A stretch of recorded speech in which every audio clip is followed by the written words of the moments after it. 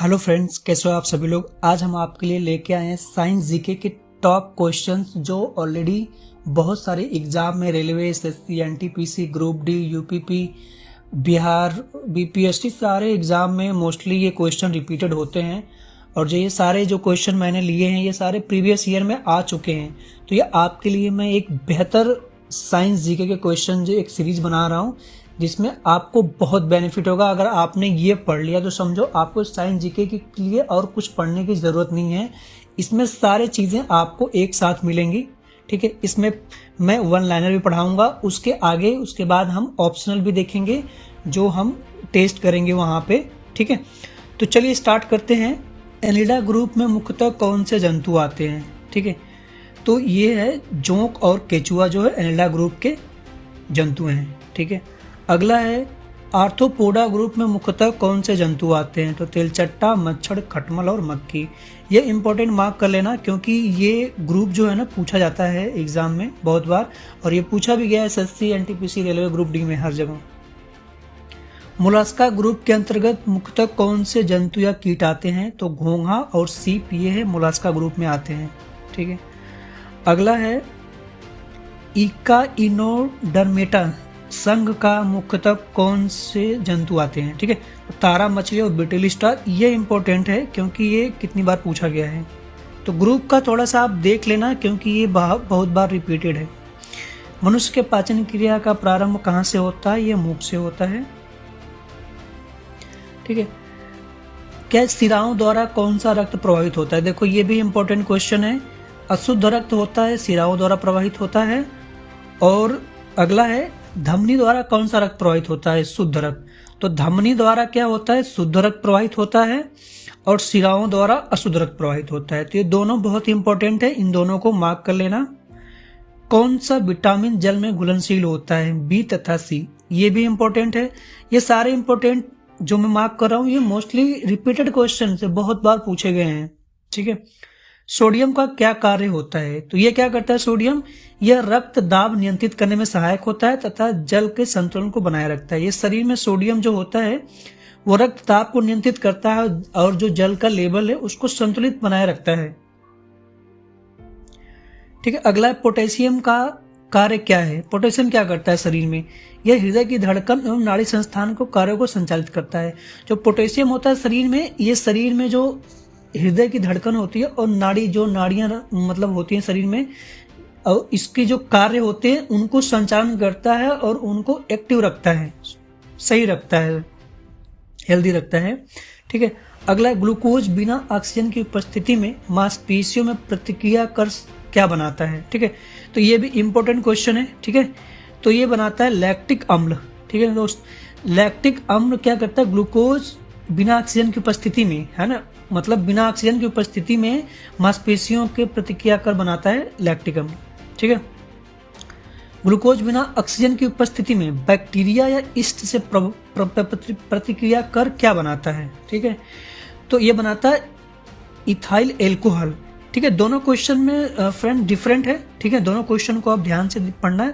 दोनों क्वेश्चन की जो एक्टिविटी है बिल्कुल अलग है, और ये अम्ल जो पूछे जाते हैं ये मोस्टली बहुत इंपॉर्टेंट होते हैं क्योंकि ये बहुत सारे एग्जाम में पूछे गए हैं। अगला, ऑक्सीजन की उपस्थिति में ग्लूकोज की प्रतिक्रिया होती है तो क्या बनता है, ठीक है। ऑक्सीजन की उपस्थिति में ग्लूकोज जब रिएक्शन करता है तो क्या बनाता है, ये बनाता है कार्बन डाइऑक्साइड और जल का निर्माण करता है, ठीक है। तो कार्बन डाइऑक्साइड और जल बनाता है जब ऑक्सीजन और ग्लूकोज रिएक्शन करते हैं, ठीक है। अगला है एनिलिडा में उत्सर्जन उसके किस उत्सर्जी अंग द्वारा होता है। तो एनिलिडा में जो उत्सर्जन होता है कौन से अंग द्वारा होता है, तो ये है नेफ्रिडिया, ठीक है। ये भी इंपॉर्टेंट क्वेश्चन है, इसको भी इंपॉर्टेंट मार्क कर लेना।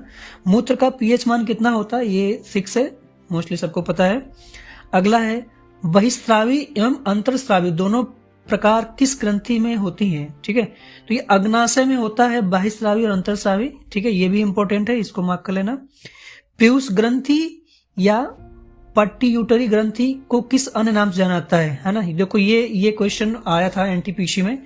तो ये है मास्टर ग्रंथि, तो इसको भी आप एक बार मार्क कर लेना। स्प्रिंग को अपनी सामान्य लंबाई पर वापस लौटने के लिए लगाने वाला बल क्या कहलाता है? ठीक है, ये होता है प्रत्यानयन बल, है ना, जो कि एसएससी जीडी में भी आया था और रेलवे ग्रुप डी में भी आया था। तो ऐसे क्वेश्चंस को आपको ध्यान से देखना है और मार्क कर लेना है, क्योंकि ये रिपीटेड क्वेश्चन है, बहुत सारे एग्जाम में आते रहते हैं और मैंने सारा लिया ही है जो प्रीवियस एग्जाम में आ चुके हैं।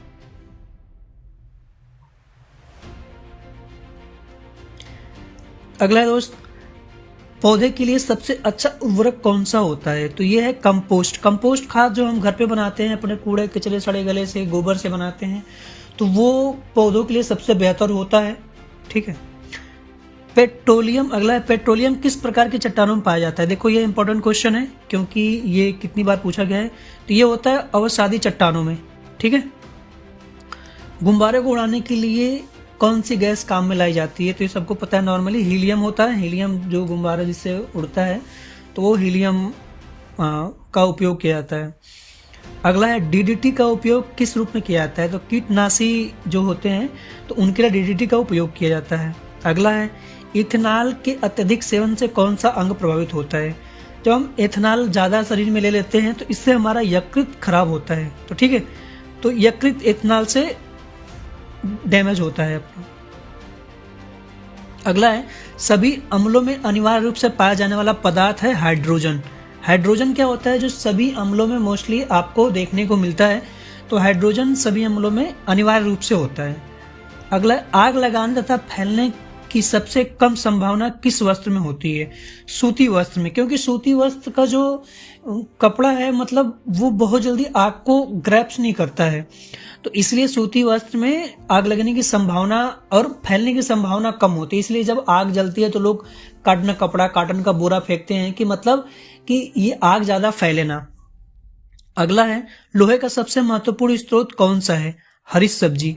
हरी सब्जी में लोग कहते हैं आयरन सबसे ज्यादा होता है, तो इसलिए लोग पालक और जितनी पालक हो गया मतलब और जिसके पत्ते हो गए, जितने भी हरी सब्जियां हैं उसमें आयरन की मात्रा बहुत ज्यादा होती है। इसलिए डॉक्टर रिकमेंड करते हैं कि जिनको आयरन की कमी होती है उनको बोलते हैं कि आप पालक का जूस पिए, हरी सब्जियां खाइए, जो भी हैं आपके तोरी, भिंडी, जो भी जिस टाइप की हरी सब्जियां हैं अवेलेबल हैं लोग खाते हैं आयरन की कमी दूर करने के लिए। ठीक है। अगला है गैसोलीन को किसके साथ मिश्रण करके गैसोहाल बनाया जाता है? देखो ये वेरी इंपॉर्टेंट क्वेश्चन है, वेरी वेरी इंपॉर्टेंट, इसको मार्क कर लेना। गैसोलीन को किसके साथ मिश्रण करके गैसोहाल बनाया जाता है? तो इसका है आंसर इथाइल एल्कोहल। ठीक है, इथाइल एल्कोहल को गैसोलीन के साथ मिश्रण करके गैसोहाल बनाया जाता है। ठीक है फ्रेंड्स, तो ये इंपॉर्टेंट क्वेश्चन है, इसको मार्क कर लेना। अगला, तत्कालिक ऊर्जा शक्ति के लिए धावकों को कौन सा पदार्थ दिया जाता है? जैसे जो रनिंग करते हैं, जो दौड़ते हैं, जो रेसलिंग करते हैं, ठीक है, उनके लिए ग्लूकोज दिया जाता है। जैसे कि आप बॉडी बिल्डिंग भी करते हैं तो आपको एनर्जी ड्रिंक के रूप में ग्लूकोज दिया जाता है कि आप जो एक्सरसाइज के बाद बोन ग्राफ्ट होती है उसको भरने के लिए, एनर्जी के लिए। ठीक है, तो ग्लूकोज जो होता है मतलब वो तत्कालिक ऊर्जा क्रिएट करता है। अगला है मानव जाति के लिए ओजोन परत क्यों महत्वपूर्ण है?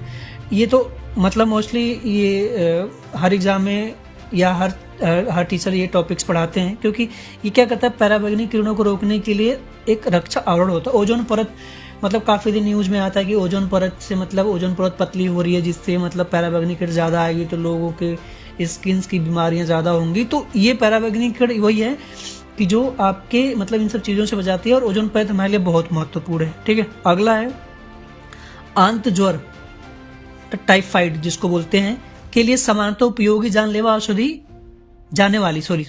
उपयोग में की जाने वाली औषधि कौन सी है? तो इसका है क्लोरोमाइसिटिन। क्लोरोमाइसिटिन जो है वो टाइफाइड के लिए मतलब बहुत ज्यादा उपयोगी की जाती है, टाइफाइड के बीमारी, बुखार में जो भी है। ठीक है। अगला, गैस की लौ की सबसे गर्म हिस्से को क्या कहते हैं? ठीक है, ये इंपॉर्टेंट क्वेश्चन है। ठीक है, ये आप मार्क कर लेना। गैस की लौ को सबसे गर्म हिस्से को क्या कहते हैं? तो इसको कहते हैं ज्योतिहीन क्षेत्र। ठीक है। अगला है सोने की शुद्ध रूप से कितने कैरेट का होता है? 24 कैरेट का सोना शुद्ध होता है, ये जनरली सबको पता है। ठीक है। अगला है सीने बार किसका अयस्क है? ये देखिए ये वेरी इंपॉर्टेंट क्वेश्चन है, इसको मार्क कर लेते हैं। सीने बार किसका अयस्क है? पारा का है। ठीक है। अगला है शरीर के ताप का नियंत्रण किसके द्वारा होता है। तो जो शरीर का ताप है वो क्या ऐसे बॉडी में क्या चीज़ है जो उसको नियंत्रण करती है, तो ये है आपका हाइपोथैलम्स। ठीक है, हाइपोथैलम्स है जो शरीर के ताप को नियंत्रण करती है। अगला लाल अस्थि मज्जा में क्या निर्माण होता है। ये देखिए इंपॉर्टेंट क्वेश्चन है। लाल अस्थि मज्जा में क्या निर्माण होता है। लाल रक्त कणिकाएं। लाल रक्त कणिकाएं कहाँ निर्माण होती है, लाल अस्थि मज्जा में। ठीक है, अगला है केसेरुक दंड में कितनी हड्डियां होती हैं। ठीक है, ये भी इंपॉर्टेंट क्वेश्चन है, इंपॉर्टेंट मार्क कर लेना। 33 हड्डियां होती हैं कैसेरुक दंड में। ठीक है, अगला है बीसीजी का पूरा नाम क्या है। देखिए ये फुल फॉर्म दिया है जो साइंटिफिक मतलब ये आपका इसमें बहुत जरूरी है, ये सब भी आता है तो इसको भी इंपॉर्टेंट मार्क कर लेना। तो इसको बोलते हैं बैसिलस कैलमेटेग्यूरिन। क्या बोलते हैं, बैसिलस कैलमेटेग्यूरिन। ठीक है, बीसीजी का पूरा नाम है ये, इसको भी इंपॉर्टेंट मार्क कर लेना, ये भी एग्जाम में आता है। अगला है एथलीट फुट नामक रोग किससे होता है। ठीक है, ये भी देखिए इंपॉर्टेंट क्वेश्चन है कि एथलीट फुट नामक रोग किससे होता है, तो वो कवक द्वारा होता है। कवक जब बढ़ जाता है तो उससे क्या होता है, एथलीट फुट नामक बीमारी हो जाती है। अगला है दमा नामक रोग किससे होता है, तो दमा नामक रोग भी कवक के द्वारा होता है। जिसको दमा की बीमारी होती है तो उसके जो रोग का कारण क्या है, कवक बढ़ जाता है शरीर में, तो ये है। ठीक है, अगला है फाइलेरिया नामक रोग किस कारण होता है, तो फाइलेरिया किससे होता है, कृमि से। ये भी इंपॉर्टेंट क्वेश्चन है, ये सब इंपॉर्टेंट क्वेश्चन चल रहे हैं जो आप मार्क कर लेना। फाइलेरिया नामक रोग किस कारण होता है, कृमि से होता है। अगला है जब एक वस्तु की वेग दुगुनी हो जाती है तो उसकी गतिक ऊर्जा क्या होती है, मतलब ना जब एक वस्तु दुगुनी वेग उसकी दुगुनी बढ़ जाती है तो उसकी गतिक ऊर्जा कैसे हो जाती है, चौगुनी बढ़ जाती है। जब वेग बढ़ती है तो उसकी जो ऊर्जा होती है वो 4 गुना बढ़ जाती है उससे। ठीक है, ये भी इंपॉर्टेंट क्वेश्चन है। अगला है सूत्रकणिका को अन्य नाम से भी जाना जाता है, वह क्या बोलते हैं, माइटोकॉन्ड्रिया। ये देखिए वेरी वेरी इंपॉर्टेंट क्वेश्चन है कि सूत्रकणिका को एक अलग नाम जाना जाता है, इसका होता है माइटोकॉन्ड्रिया नाम से सूत्रकणिका को जाना जाता है। अगला है वट वृक्ष पादपों के किस वर्ग में आता है। ये देखिए इंपॉर्टेंट क्वेश्चन है कि वट वृक्ष पादपों के किस वर्ग में आता है, तो आवृत्ति बीजी में ये वट वृक्ष के पादपों का वर्ग है जो। अगला है फ्लेम ऑफ द फॉरेस्ट, इसको बोलते हैं वन की ज्वाला, का अर्थ क्या है। ये होता है जैसे ऐसे पेड़ों से भरा वन, पतझड़ फूल और लाल फूल बिखरते हैं, तो इनको बोलते हैं क्या, फ्लेम ऑफ द फॉरेस्ट। ठीक है, अगला है पेनिसिलिन किससे बनता है। ठीक है, पेनिसिलिन किससे बनता है, तो ये कवक से बनता है, ये भी इंपॉर्टेंट क्वेश्चन है।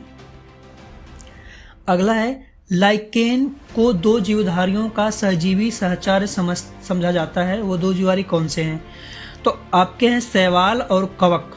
ठीक है, वो 2 जीव जो होते हैं शैवाल और कवक, जो लाइकेन की 2 जीवधारियों का सहजीवी सहचार समझा जाता है। ठीक है, अगला है आमतौर पर संश्लेषित विधि माध्यम और बेकरी में काम में लाया जाने वाला एगार किससे प्राप्त होता है, तो ये शैवाल से प्राप्त होता है। ये भी इंपॉर्टेंट क्वेश्चन है, इसको इंपॉर्टेंट मार्क कर लेते हैं। ठीक है, लौंग किससे प्राप्त होती है। हाँ देखिए ये क्वेश्चन काफी बार पूछा गया है। पुष्प कली से लौंग का जो पुष्प होता है उसकी कली जो होती है वो लौंग उससे प्राप्त किया जाता है।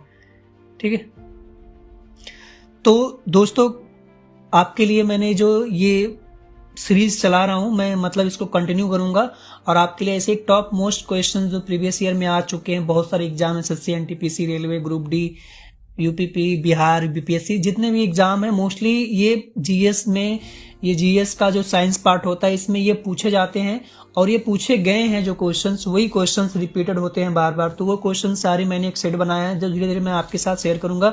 अगर वीडियो अच्छा लगा हो तो प्लीज वीडियो को लाइक, शेयर, सब्सक्राइब जरूर करें और अपने कोलीग्स जो प्रिपरेशन कर रहे हैं उनको जरूर शेयर करें।